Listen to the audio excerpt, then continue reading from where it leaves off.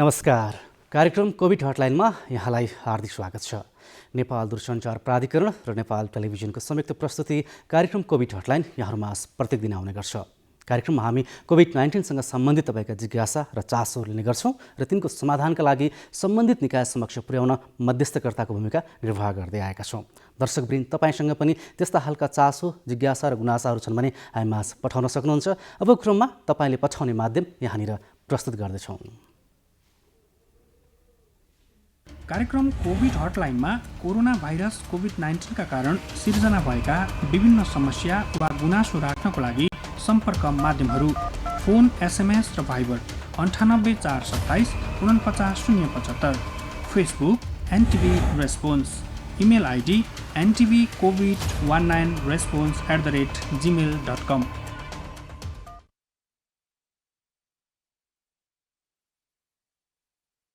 प्रयोग गरेर आफूसँग रहेका जिज्ञासा, गुनासा र समस्याहरू हामीमाझ पठाउनुहोला र समस्या समाधानका लागि 24 घण्टा हामी तपाईँको साथमा छौँ। दर्शकवृन्द, पछिल्लो समय कोरोना भाइरसको सङ्क्रमण बढेपछि त्यसको नियन्त्रणका लागि थप कडाइ गरिएको छ। काठमाडौँ उपत्यकाका 3 जिल्लामा निषेधाज्ञाको अवधि थप गरिएको छ, जुन जेठ 14 गतेदेखि 1 हप्ताका लागि लागू हुने निषेधाज्ञामा अझै कडाइ गरिएको छ र त्यहाँ मर्निङ र इभिनिङ वाक गर्न रोक लगाइएको छ। यसै गरी निषेधाज्ञाको समयमा सरकारी कर्मचारी, सार्वजनिक संस्थान, ब्याङ्क र इन्टरनेट सेवा प्रदायकका कर्मचारीहरूले बिहान 9:30 बजेदेखि 10:30 बजे र बेलुका 5 बजेदेखि 6 बजेसम्म कार्यालय आवत जावतका लागि मात्रै सवारी साधन चलाउन पाउने भएका छन्। यसै गरी यो जुन 1 हप्ता थपिएको निषेधाज्ञामा अझै कडाइ गर्नका लागि खाद्यान्न, किराना पसल, डिपार्टमेन्टल स्टोर लगायतका अन्य पसलहरू पूर्ण रूपमा बन्द गरिएको छ र नेपालको कोरोना नियन्त्रणका लागि दक्षिण कोरियाले तत्काल $2 लाख अमेरिकी सहयोग प्रदान गर्ने भएको छ। अर्कोतर्फ दर्शकवृन्द, हामी वैदेशिक रोजगारी धेरैले अप्नाइरहेका छौँ। धेरै नेपाली युवाहरू विदेशमा रोजगारका लागि जानुभएको छ। विदेशमा रोजगारका लागि गएका युवाहरूको अवस्था कस्तो छ? उहाँहरूलाई पनि कोरोनाले प्रभावित बनाएकै छ। कतिपय त रोजगारी गुमाएर फर्किनु भएको छ, कतिपय सङ्क्रमित भएर मृत्युवरण गरेर सब मात्रै आउनुपर्ने अवस्था छ भने कतिपय यो अवस्थामा सङ्क्रमित हुँदै गर्दा पनि त्यहाँ उपचारको व्यवस्था गरेर थप रोजगारीलाई निरन्तरता दिइरहनु भएको छ। यो विषयमा पनि केही जिज्ञासा र चासोका विषयहरू हामीमाझ आएका छन्। आज हामी यो चासोलाई सम्बोधन गर्नका लागि वैदेशिक रोजगार विभागका महानिर्देशक कृष्णप्रसाद दवाडीसँग प्रत्यक्ष भाइबरमा जोडिनेछौँ। महानिर्देशकज्यू, यहाँलाई कार्यक्रममा स्वागत छ। नमस्कार, धन्यवाद। जस्तो अब यो कोरोना महामारीले विश्व नै यति बेला आक्रान्त परेको छ, प्रभावित भएको छ, यसमा नेपाल पनि प्रभावित छ। खास गरी आज हामी तपाईँसँग जान्न खोज्दैछौँ कि नेपालबाट वैदेशिक रोजगारमा गएका मजदुरहरूको अवस्था कस्तो छ यो कोरोनाका कारण, उहाँहरूको प्रभावितहरू कस्तो खालको अवस्थामा हुनुहुन्छ र हामी के गर्दैछौँ उहाँहरूका लागि, यहीबाट कुराकानी सुरु गरौँ। धन्यवाद नेपाल टेलिभिजनको लागि यो समय दिनुभयो। हामीले के तयारी गरिराखेका छौँ भन्ने विषयमा जुन प्रश्न राख्नुभयो, हामीले यो खास गरी कोभिड-19 को प्रथम चरणको उद्धारको कार्य हामीले गत वर्ष वैदेशिक रोजगार व्यवसायीहरू, हाम्रो वैदेशिक रोजगार प्रवर्धन बोर्ड, नेपाल सरकारका विभिन्न निकाय, सङ्घ संस्था र विभिन्न राष्ट्रिय अन्तर्राष्ट्रिय सङ्घ संस्थाहरूसँग मिलेर हामीले केही उद्धारका कार्यहरू गऱ्यौँ। 1,60,000 हाराहारीमा हामीले उद्धार गर्न सक्यौँ।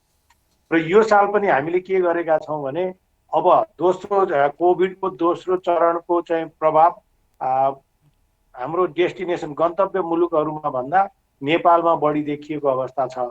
तर पनि गन्तव्य मुलुकहरूमा त्यस्ता कुनै समस्या देखियो भने त्यसलाई कसरी सम्बोधन गर्ने र त्यसमा हाम्रा कामदारहरूको उद्धारको लागि के गर्नुपर्छ भन्ने कुरो तयारी गर्नको लागि नेपाल सरकारले श्रम तथा सामाजिक सुरक्षा मन्त्रालयका सहसचिवको संयोजकत्वमा एउटा ऱ्यापिड रेस्पोन्स टिम गठन गरिसकेको छ। त्यसमा परराष्ट्र मन्त्रालयको प्रतिनिधित्व, गृह मन्त्रालयको प्रतिनिधित्व, पर्यटन तथा नागरिक उड्डयन मन्त्रालयको प्रतिनिधित्व र त्यसै गरी वैदेशिक रोजगार विभाग र वैदेशिक रोजगार बोर्डको समेत प्रतिनिधित्व र यसमा चाहिँ वैदेशिक रोजगार व्यवसायी सङ्घको तर्फबाट पनि प्रतिनिधित्व गरेर एउटा समिति गठन भइसकेको छ। र यसले के गरिसकेको छ भने वैदेशिक रोजगार व्यवसायी सङ्घ मार्फत चाहिँ उहाँहरूले चाहिँ पठाउनु भएका कामदारको अवस्था के छ, उहाँहरूले त्यो चाहिँ आफ्ना निकायहरू अथवा आफ्ना प्रतिनिधिहरू अथवा आफ्ना चाहिँ त्यहाँ भएका कामदारहरूसँग सम्पर्क गरेर त्यसको तथ्याङ्क मन्त्रालयलाई उपलब्ध गराउने, यसै गरी जो चाहिँ नयाँ श्रम स्वीकृति लिएर जानुभएको छ, व्यक्तिगत श्रम स्वीकृति लिएर जानुभएको छ र उहाँ गएर गैर कानुनी अथवा चाहिँ विभिन्न कारणबाट चाहिँ कम्पनीबाट टाढा डिट्याच हुनुभएको छ अथवा त्यहाँको चाहिँ नेपाली हाम्रो चाहिँ दूतावाससँग सम्पर्कमा हुनुहुन्छ अथवा नियोगसँग सम्पर्कमा हुनुहुन्छ भने उहाँहरूलाई चाहिँ के कस्तो गर्नुपर्ने हो, उद्धार र त्यसको अवस्था के छ, सम्पूर्ण तथ्याङ्क उपलब्ध गराइदिन हामीले परराष्ट्र मन्त्रालय मार्फत विभिन्न नियोगहरूमा हामीले अनुरोध गरिसकेका छौँ। र यो तथ्याङ्क प्राप्त भइसकेपछि हामीले कहाँ के गर्नुपर्छ त्यो अनुसार तयार गर्नको लागि ऱ्यापिड रेस्पोन्स टिम गठन भइसकेको कुरा म हाम्रा चाहिँ सम्पूर्ण नेपाली दाजुभाइ दिदीबहिनीहरू जो बाहिर हुनुहुन्छ उहाँहरूलाई एउटा अनुरोध गराउन चाहे। यसभन्दा बाहेक अर्को थप पनि मैले यहाँलाई के अनुरोध गराउन चाहेँ भने आफूलाई परेको समस्या यदि तपाईँलाई दूतावास अथवा नियोगमा जान पनि त्यति सम्भाव्य छैन र म्यानपावर व्यवसायीहरूको प्रतिनिधिसँग पनि सम्पर्क छैन भने तपाईँहरूले सोझै हाम्रो नेपाल सरकार नेपालमा रहेको वैदेशिक रोजगार बोर्डको जुन हाम्रो कल सेन्टरमा छ त्यसमा प्रत्यक्ष कल गरेर जुन त्यो कलको चाहिँ फ्री अफ टोल फ्री नम्बरहरू त्यसमा छन्, तपाईँले वेबसाइटमा गएर चेक गर्न सक्नुहुन्छ र त्यो टोल फ्री नम्बरमा विभिन्न कुन कन्ट्रीबाट फोनमा गर्ने भनेर छुट्टिएको छ र त्यसबाट कल गर्नुभयो भने पनि त्यो सूचना हामी कहाँ आउँछ र हामीले चाहिँ गर्नुपर्ने के गर्नुपर्ने हो त्यो तथ्याङ्क हामीलाई उपलब्ध हुन्छ र हामीले चाहिँ ऱ्यापिड रेस्पोन्स गर्न सक्छौँ भनेर हामीले यो व्यवस्था गरेका छौँ। जस्तो महानिर्देशकज्यू, अब आउन चाहने विदेशबाट फर्कन चाहनेहरूको लागि चार्टर उडानहरूको व्यवस्था छ कि छैन, कसरी आउन सक्नुहुन्छ, के छ यो बारेमा हामीलाई थोरै जिज्ञासा थियो, थोरै बताइदिनुहोस् न। आउन चाहनेको लागि अहिलेसम्म हामीले बाहिरबाट चार्टर उडानको व्यवस्था हामीले गरेका छैनौँ, किनभने यसको लागि नेपाल सरकार सिसिएमसीबाटै निर्णय हुनुपर्छ। यो हाम्रो चाहिँ विषय मात्रै रहेन र यो महामारीको अवस्थामा कसरी लिएर आउने, कुन किसिमको उद्धार गर्ने, मोडालिटी के हुने भन्ने कुराहरू चाहिँ हामीले हाम्रो तथ्याङ्क लिएर राय साथ सिसिएमसीमा पेश गर्ने मात्रै हो। अब त्यो चार्टर गरेर ल्याउने अथवा हाम्रै सेड्युल चाहिँ लिएर जाने के गर्ने भन्ने कुरा चाहिँ हामीले सिसिएमसीको चाहिँ निर्देशन पर्खिनुपर्ने हुन्छ। जस्तो महानिर्देशकज्यू, अब यो श्रम स्वीकृतिको कुरा छ, अब यो निषेधाज्ञा हुँदै गर्दा कतिपय त कार्यालयमा आएर श्रम स्वीकृति लिन सक्ने अवस्था पनि छैन, अर्कोतर्फ अहिले स्वीकृत भए पनि जान सक्ने अवस्था छैन। यसको लागि हामीले केही वैकल्पिक व्यवस्थाहरू गरेका छौँ कि के छ, यो बारेमा बताइदिनुहोस् न थोरै। श्रम स्वीकृति लिएपछि 3 महिनाभित्र विदेश जान पाइने, 3 महिनाभित्र जुनसुकै समयमा आफूलाई अनुकूल समयमा विदेश जान पाइने हामीसँग कानुनी स्वतन्त्रता छ। त्यो कारणले हामी के गरिरहेका छौँ भने यो लकडाउनको अवधिभर पनि अनलाइन चाहिँ श्रम स्वीकृति लिने व्यवस्था खुलै छ, त्यसमा बन्द गरिएको छैन। र त्योभन्दा बाहेक यदि नेपालबाट बाहिर जाने चार्टर चाहिँ विमानहरू चाहिँ कुनै विदेशी कम्पनीहरूले अथवा यहाँ भएका अरू कुनै व्यवसायीहरूले भनौँ न, जुन के भन्छ अब म्यानपावर व्यवसायीहरूले पनि यसलाई चार्टर गरेर लिएर जानको लागि उताको रोजगारदातासँग सम्पर्क गरेर उहाँ जाँदा लिने ग्यारेन्टी छ भने त्यो अवस्थामा हामीले एउटा सिफारिस गरेर चाहिँ पर्यटन मन्त्रालयमा पठाइदिने चाहिँ गरेका छौँ। र अब जो त्यस्तो अवस्थामा जो चाहिँ सशरीर उपस्थित हुनुपर्छ, जसको भौतिक उपस्थिति आवश्यक छ, खास गरी बायोमेट्रिक्स दिनको लागि उहाँलाई त्यस्तो आवश्यक पर्यो भने हामीलाई जानकारी आयो भने हामीले कर्मचारी बोलाएर त्यसरी हामीले उद्धार गरिरहेका छौँ। करिब हामीले 75-80 जना यो बिचमा जतिखेरदेखि भनौँ न 16 गतेदेखि भनौँ न 16 गतेदेखि हालसम्ममा हाम्रो अनलाइन त करिब 4000ले लिइराख्नु भएको छ र सशरीर उपस्थित भएर भौतिक उपस्थितिबाट पनि करिब 70-72 जनाको हाराहारीमा उहाँले त्यसरी स्वीकृति लिएर जानु भएको छ। स्वीकृति लिएकाहरू रोजगारीमा जाने क्रम पनि छ, अहिले छ। चार्टरको लागि सिफारिस गरिदिनु भन्नुभएको छ। अब त्यो सिफारिसबाट चाहिँ उहाँहरू चार्टरमा जान सक्नुभयो सक्नु भएन, व्यवसायीहरूले हामीलाई खबर गर्नु भएको छैन। तर हामीले चार्टर व्यवस्था एरेन्ज गरिदिनु भनेर हामीले सिफारिस साथ अनुरोध गरेका छौँ।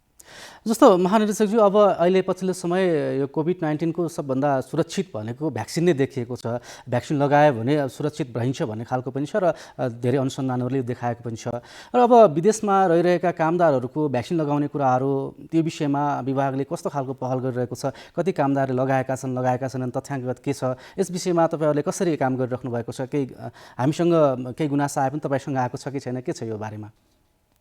यस विषयमा हामीसँग यस्तो गुनासाहरू चाहिँ आएको कोभिडको कारणबाट समस्या पर्यो, हामीलाई के गर्ने होला भने सोधपुछ भएको कुराहरू 5-6वटा आएको चाहिँ कुरा मलाई कल सेन्टरबाट जानकारी आएको छ। अब यसको लागि के छ भने इन्जेक्सन उपलब्ध गराउने कुराहरू धेरै जसो डेस्टिनेसन कन्ट्री जसले कामदारहरू त्यहाँ राख्न चाहन्छ अथवा जसले लान चाहन्छ उहाँले के गर्नु भएको छ भने यहाँबाट लिएर जाने, भ्याक्सिनेसन गर्ने र उहाँहरूलाई चाहिँ क्वारेन्टाइन 10 दिनदेखि 14 दिनसम्म छ, कन्ट्री अनुसार फरक छ। 10 दिनदेखि 14 दिनसम्म उहाँले क्वारेन्टाइनमा राखेर अनि मात्र उहाँहरूलाई चाहिँ काममा पठाउने गर्ने त्यस किसिमको एरेन्जमेन्ट छ।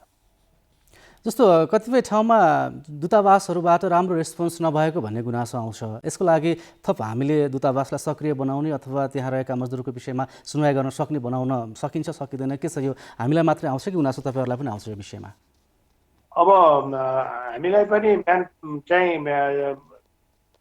एमएससीबाट सुनवाई भएन, हाम्रो टेलिफोन उठाइएन भन्ने कुराहरू बेला बेलामा हामी कहाँ गुनासो आएको हुन्छ। तर यो गुनासो हामीले सम्बन्धित दूतावासहरूमा फरवार्ड गरेका हुन्छौँ। अब उहाँहरूको भनाइ पनि के रहन्छ भने हामी थोरै जनशक्तिबाट धेरै कामहरू दिनुपर्ने अवस्था भएको हुनाले उहाँहरूले भनेको बेलामा टेलिफोन नउठेको हुनसक्छ। तर हामी टेलिफोनै नउठेको कुरा चाहिँ होइन कि, किनभने हामीलाई अब कहिले कहिले अब राति पनि गर्नु भएको हुन्छ र हामी सम्भव भएसम्म चाहिँ कलेक्सन गरिराखेकै छौँ। अब उहाँलाई एकपटक भएन भने पनि पटक पटक प्रयास चाहिँ गरिराख्दिन हुन तपाईँहरूले पनि अनुरोध गरिदिनु पर्यो भनेर उहाँहरूको चाहिँ हामीसँग पनि भनाइरहेको छ। जस्तो अब यो सब व्यवस्थापनको विषयमा पनि केही समस्या भएको देखिएको कुराहरू आइरहेको छ। यसको लागि विभागले थप केही पहल गर्न सक्छ कि के हुन्छ यो विषयमा चाहिँ? अब हामीले अस्ति पनि हाम्रो चाहिँ खास गरी मलेसिया र साउदी राजदूत साहबसँग अस्ति हाम्रो एउटा कार्यक्रममा वेबिनारमा कुराकानी भएको थियो। उहाँले केही लासहरू चाहिँ नेपाल पठाउन तयार गरिएको अवस्थामा छ। फ्लाइट नभएको कारणबाट हामीलाई चाहिँ यस किसिमको नेपालमा चाहिँ त्यो सब जुन छ त्यो पठाउन हामीलाई गाह्रो भयो भन्ने कुराहरू उहाँहरू मार्फत पनि नेपाल सरकारलाई अनुरोध प्राप्त भएको छ। अब यसमा नेपाल सरकारको नै निर्णय हामीले कुर्नुपर्ने हुन्छ। अन्त्यमा महानिर्देशकज्यू, अब नयाँ श्रम स्वीकृति खोल्ने गन्तव्यहरू खोल्ने विषयमा के कस्तो तयारी छ? नयाँ गन्तव्य खुल्छन् खुल्दैन? कतिपय ठाउँमा त अहिले निरन्तर रूपमा कामदार लैरहेका देशहरूले पनि कामदार कटौती गरेको अथवा नलगेको भन्ने कुराहरू पनि छ। यस विषयमा हामी के पहल गर्दैछौँ? अब कामदार के अरे श्रम स्वीकृति लिइसकेपछि कामदार नलगेका कुराहरू त अब सेड्युल नभएर पनि होला, उहाँले अहिलेसम्म त्यो डिमान्ड खारिज गरेको अथवा क्यान्सल भएको भन्ने जानकारी आएको छैन।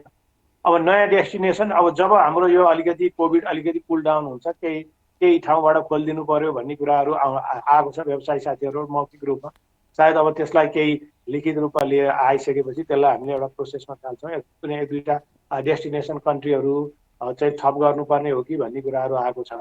अब तर अहिले चाहिँ यो कोभिड भने विश्वव्यापी महामारी नै भएको हुनाले त्यो जुन हामीले खोल्ने भनेको डेस्टिनेसन कति सुरक्षित छ, त्यहाँका श्रम अभ्यासको अवस्था कस्तो छ, त्यस विषयमा चाहिँ हामीले अध्ययन नगरी अहिले नै हामी खोल्ने अथवा नखोल्ने भन्ने विषयमा निर्णय गर्न सक्ने अवस्थामा छैनौँ।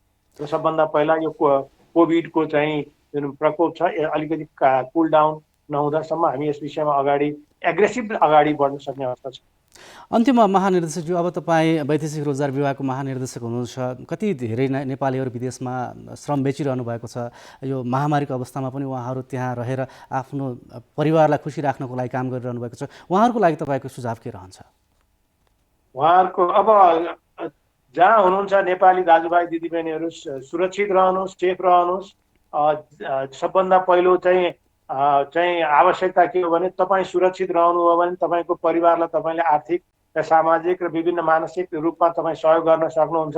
सबभन्दा पहिला तपाईँहरू आफै सुरक्षित रहनुहोस्, अनि त्यसपछि तपाईँले परिवारलाई सुरक्षा दिन सक्नुहुन्छ। त्यसो हुनाले तपाईँहरू जुन ठाउँमा हुनुहुन्छ स्वास्थ्य प्रोटोकलहरू चाहिँ पालना गरेर सबभन्दा पहिला आफू सुरक्षित रहनुहोस्। त्यही म अनुरोध गर्छु सम्पूर्ण नेपाली दाजुभाइ दिदीबहिनीहरू जुन विदेशमा जहाँ पनि हुनुहुन्छ।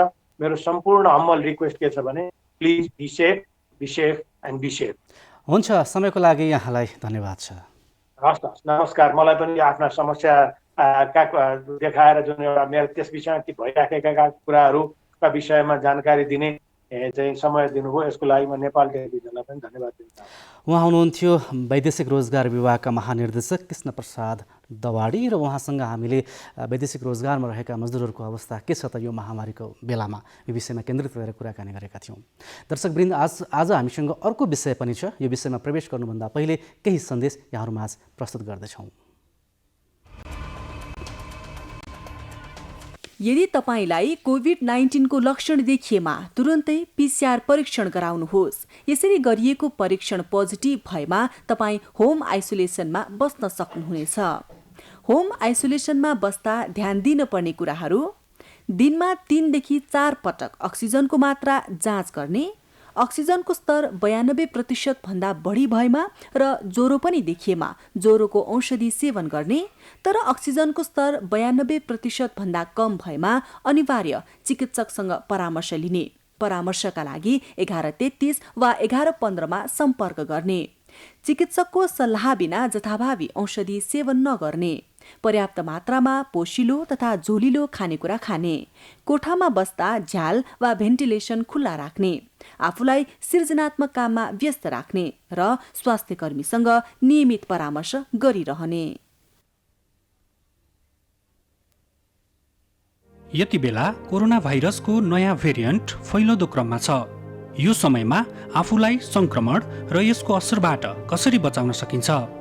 अत्यावश्यक काम बाहेक घर बाहिर नजाने, सामान किन्न जाँदा सुरक्षित भएर जाने, अत्यावश्यक काम परेर बाहिर जानु परेमा मास्क, सेनिटाइजरको प्रयोग र भौतिक दूरी अनिवार्य पालना गर्ने।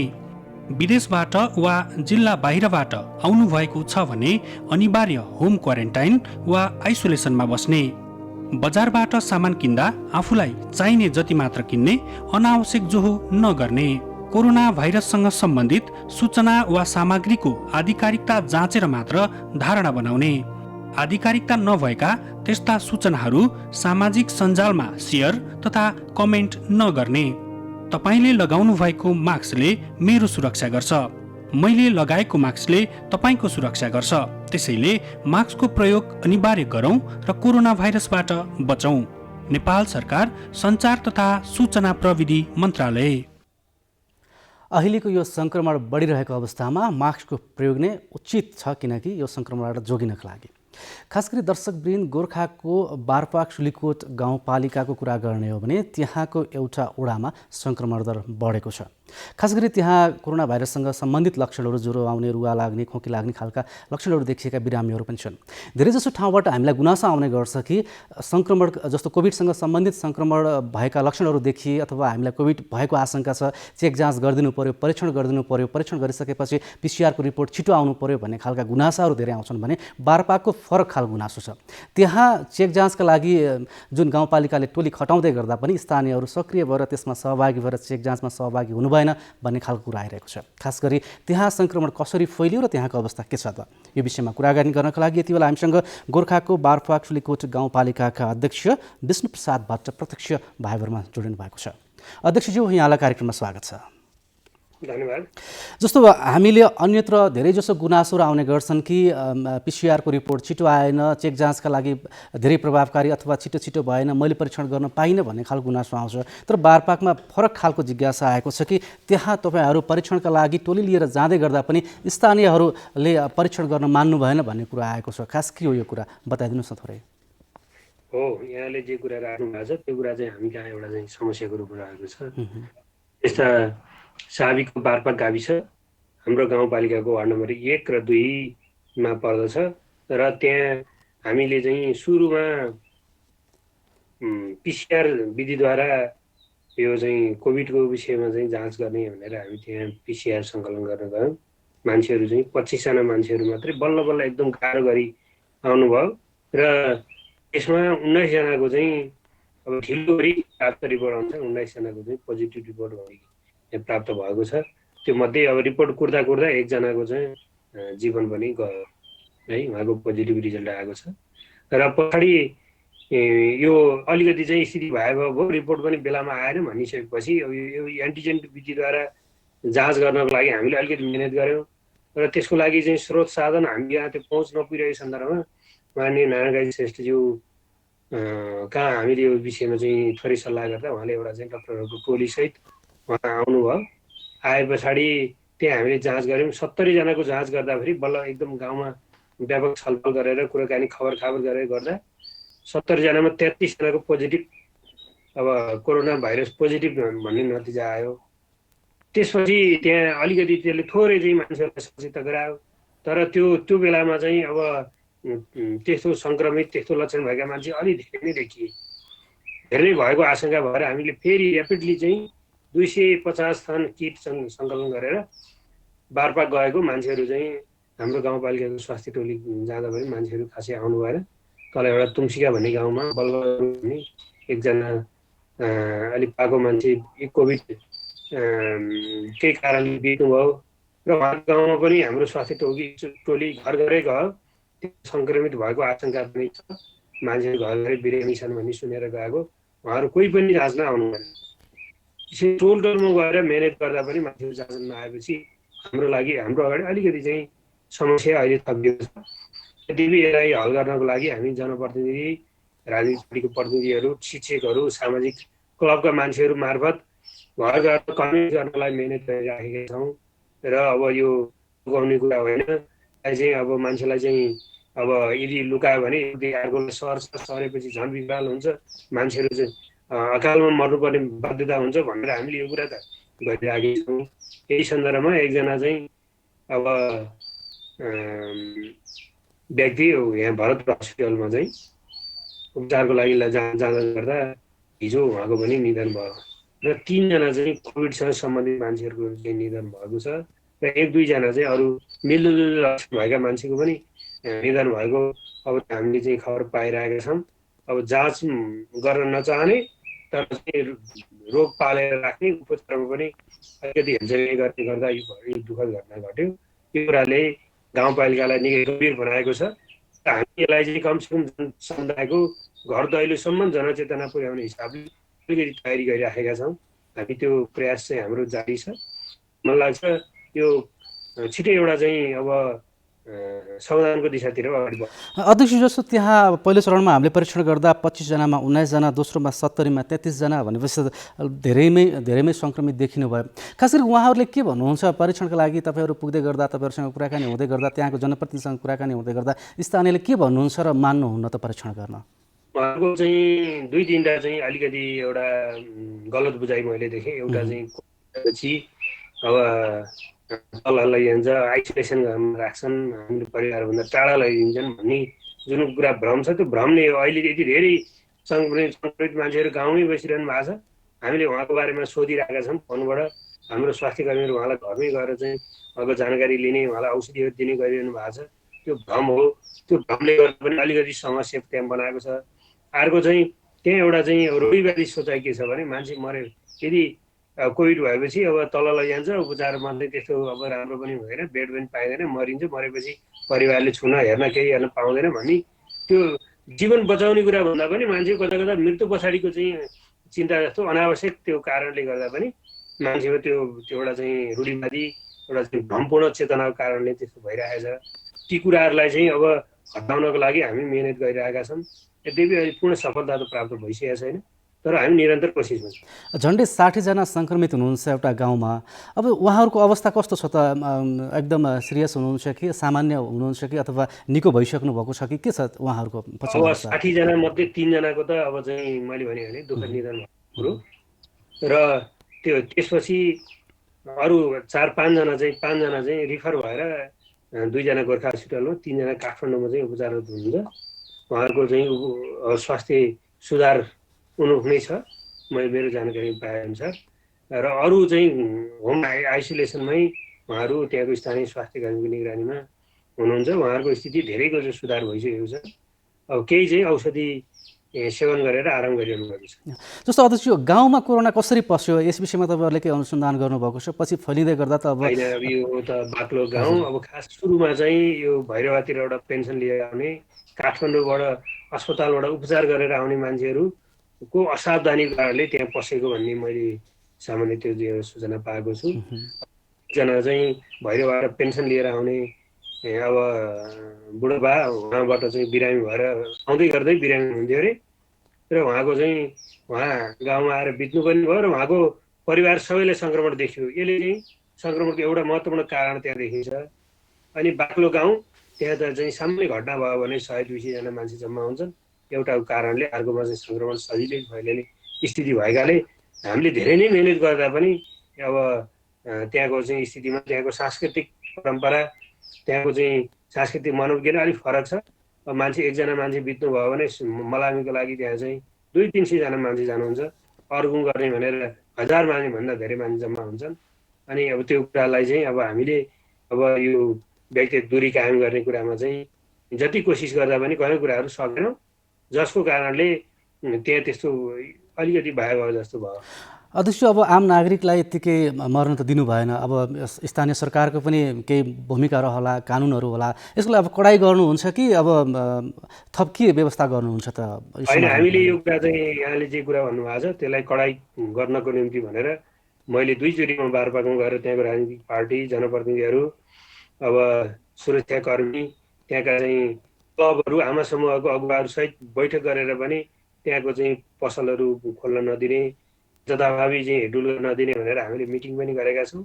धेरै हदसम्म कन्ट्रोल अहिले भएको छ र एकाध मान्छेहरूको कुरा चाहिँ त्यो हो। तैपनि सँगसँगै हामीले स्वास्थ्य सामग्रीहरू गाउँपालिकाबाट र बारपाका शुभचिन्तक समर्थकहरू, बाहिरका मान्छेहरू चाहिँ शुभचिन्तकहरूबाट अब त्यहाँ थुप्रै स्वास्थ्य सामग्री सङ्कलन गरेर पठाइएको छ। त्यसले अहिले चाहिँ मास्क, साबुन, सेनिटाइजर घर घरै पुर्याउने कामहरू भएका छन्। मान्छेलाई चेतना सचेत बनाउने कामहरू भएका छन्। यदि कयौँ मान्छेहरू चाहिँ आफूलाई रोग लुकाएर अहिले पनि होइन मलाई कोभिड हुनसक्छ, म हो कि होइन म पत्ता लगाउनु पर्यो भन्ने जाने भन्दा अलिकति ढाँट्ने र भाग्ने, अझै पनि यो हल भएको छैन। र मैले यो विषयमा चाहिँ अब यो डिडिएससी प्रमुखको हिसाबले प्रमुख जिल्ला अधिकारीलाई अब प्रदेशको जुन स्वास्थ्य कार्यालयहरूमा पनि मैले 1 हप्तादेखि यो स्थिति छ है भनेर मैले त्यहाँ भनेको पनि छु। र हाम्रो त्यहाँ स्वास्थ्य कर्मीहरू पनि सङ्क्रमित भएकाले यो कुराहरूमा चाहिँ अलिकति अप्ठ्यारो भएकाले हामीले अन्यत्रबाट पनि स्वास्थ्य कर्मी त्यहाँ पठाउने प्रक्रिया अगाडि बढाइसकेका छौँ होइन। अन्यत्र स्वास्थ्य कर्मी थपेर पनि त्यहाँको स्थितिलाई सामान्य गर्नको लागि गाउँपालिकाले अन्तिम कोसिस गरिराखेको छ। त्यही हामीले अब एउटा चाहिँ अक्सिजन कन्सन्ट्रेटर मेसिन, 4-5 थान चाहिँ अक्सिजन सिलिन्डर राखेर पनि इमर्जेन्सी रेस्क्यु गर्नको लागि हामीले प्रयास गरिरहेका छौँ। एम्बुलेन्स बिग्रिएको अवस्थामा केही समय पहिला त्यो पनि हामीले गाउँपालिका खर्चले एम्बुलेन्स मर्मत गर्नेदेखि लिएर यहाँ कोभिडका बिरामीहरूलाई निःशुल्क एम्बुलेन्समा रेस्क्यु गर्ने काम पनि हामीले गरिरहेका छौँ। त्यसले गाउँपालिकाको स्तरबाट कुनै पनि कमी, जिम्मेवारीमा कमी नहोस् भनेर हामी मिहिनेत गरिरहेका छौँ। हुन्छ, समयको लागि यहाँलाई धन्यवाद छ। यहाँलाई धन्यवाद छ। उहाँ हुनुहुन्थ्यो गोर्खाको बारपाक सुलीकोट गाउँपालिकाका अध्यक्ष विष्णुप्रसाद भट्ट। र खास गरी त्यहाँ बारपाक क्षेत्रमा सङ्क्रमितहरू हुनुहुन्छ तर परीक्षण गर्न मान्नु भएन भन्ने खालको त्यहाँबाट चासो व्यक्त गरिएको थियो र त्यो विषयमा हामी कुराकानी गर्दैथ्यौँ। खास गरी गाउँपालिकाले सबै शक्ति त्यहाँ केन्द्रित गरेको छ र परीक्षण पनि गरिरहेको छ र परीक्षण गर्नका लागि अब परीक्षण गर्नुपर्छ भनेर सचेतना पनि फैलाइरहेको छ। यो विषयमा हामी केन्द्रित रहेर कुराकानी गरेका थियौँ। दर्शकवृन्द, आज हामीले 2वटा विषयवस्तुमा केन्द्रित रहेर कुराकानी गऱ्यौँ। आजको लागि कार्यक्रमको समय सकिने लाग्यो छ। कार्यक्रमबाट बिदा हुनुभन्दा पहिले तपाईले जिज्ञासा र समस्या पठाउने माध्यम यहाँनिर प्रस्तुत गर्दैछौँ। कोभिड हटलाइनमा कोरोना भाइरस कोभिड-19 का कारण सिर्जना भएका विभिन्न समस्या वा गुनासो राख्नको लागि सम्पर्क माध्यमहरू फोन, SMS र Viber 98 427 49 075, Facebook NTV response, email ID ntvcovid19response@gmail.com। तपाईँ पनि यी माध्यम प्रयोग गरेर आफूसँग रहेका जिज्ञासा, गुनासा र चासोहरू हामीमाझ पठाउन सक्नुहुन्छ। तिनको समाधानका लागि हामी प्रत्येक दिन तपाईँमाझ आउनेछौँ। हवस् त, आजका लागि कार्यक्रम कोभिड हटलाइनको समय यति नै। तपाईँ हाम्रो भेट भोलि फेरि नयाँ विषयवस्तुका साथ हुनेछ। तबसम्मको लागि हामी सबैलाई बिदा दिनुहोस्। तपाईँ भने नेपाल टेलिभिजन हेर्दै गर्नुहोस्। नमस्कार।